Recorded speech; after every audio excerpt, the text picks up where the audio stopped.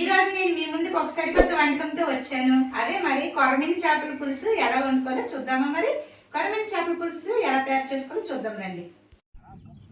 చూసారా ఫ్రెండ్స్, నేనైతే తెల్లవారుజామున అలాగా చేపలు పడుతున్నారని తెలిసి నేనైతే చెరువు దగ్గరికి అయితే వెళ్ళిపోయాను.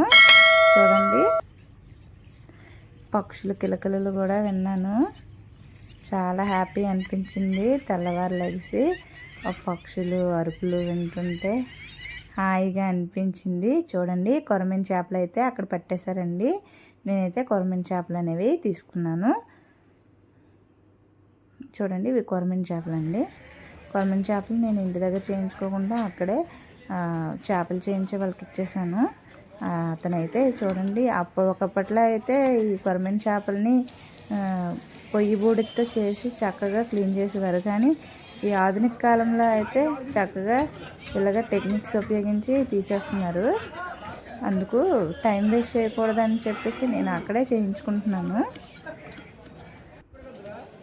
నేనైతే చక్కగా అసలు పొలుసేం లేకుండా ఎంత నీట్గా క్లీన్ చేస్తున్నారంటే చాలా బాగా క్లీన్ చేస్తున్నారు. అసలు ఏమి ఎక్కడ కూడా పొలుసు అనేది ఈ మాత్రం కూడా వదిలిపెట్టలేదు. చాలా నీట్గా చేస్తున్నారు. అంతేకాకుండా అక్కడికి వచ్చిన వాళ్ళందరూ కూడా చేయించుకుంటున్నారు మంచిగా. చూడండి, నేనైతే చేపలని కట్ చేసేస్తున్నారు.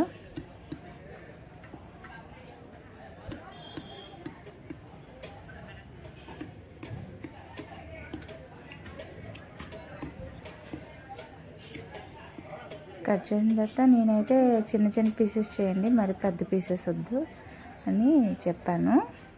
చక్కగా నీట్గా చేస్తున్నారండి. నాకైతే చాలా హ్యాపీ అనిపించింది. చక్కగా చిన్న చిన్న పీసెస్ నీట్గా చేశారు ఈయన.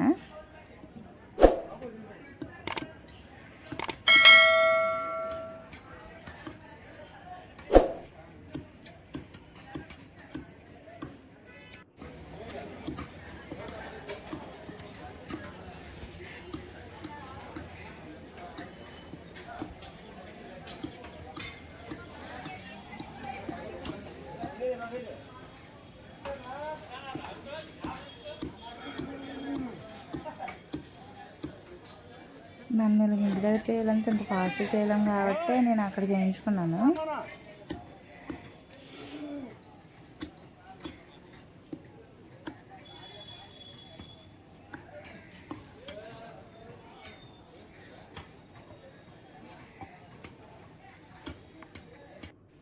ఓకే అండి, నాకైతే నీట్గా చేసేసి ఇస్తాడు.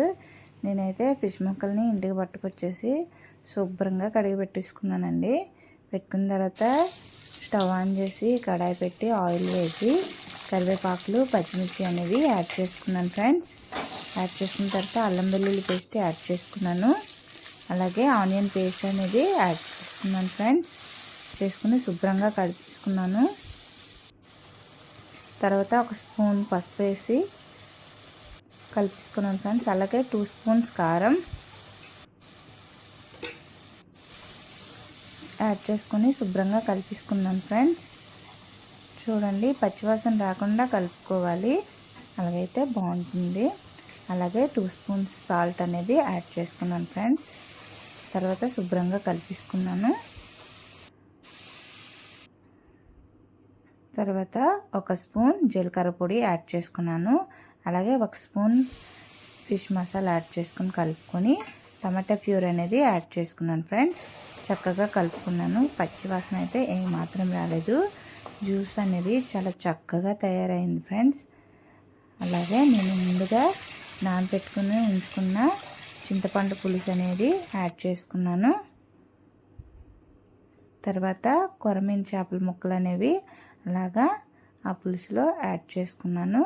ఎక్కువసార్లు పెట్టొద్దండి, ముక్కలు అనేవి విరిగిపోయే అవకాశం ఉంది కాబట్టి ఒక్కసారి మాత్రమే గరిటె పెట్టుకొని పులుసులో మునిగేటట్టు కలుపుకోవాలి ఫ్రెండ్స్. ఇంకోటి ఏంటంటే కొరమీను చేపల్లో ముళ్ళులు అనేవి ఎక్కువగా ఉండవు కాబట్టి పిల్లలు కానీ పెద్దలు కానీ తినడానికి చాలా బాగుంటాయి ఫ్రెండ్స్. చాలా అంటే చాలా టేస్ట్గా ఉంటాయి. చేపలు ఉడికేలోపు మీకోసం ఒక మంచి సాంగ్.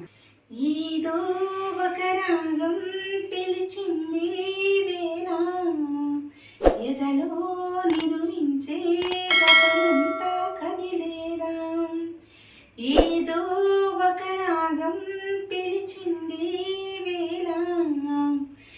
ఎదలో నిదురించే గతమంతా కదిలేలా నా చూపురు దారులలో చిరుదివ్వెలు వెలిగేలా నా ఊపిరి ఊయలలో చిరునవ్వులు చిలికేలా జ్ఞాపకాలమై మరపు జ్ఞాపకాలి మేల్కొలుపు జ్ఞాపకాలి నిట్టూర్పు జ్ఞాపకాలి ఓదార్పు ఏదో ఒక రాగం పిలిచింది వేళ ఎదలో నిదురించే కథమంతా కదిలేలా.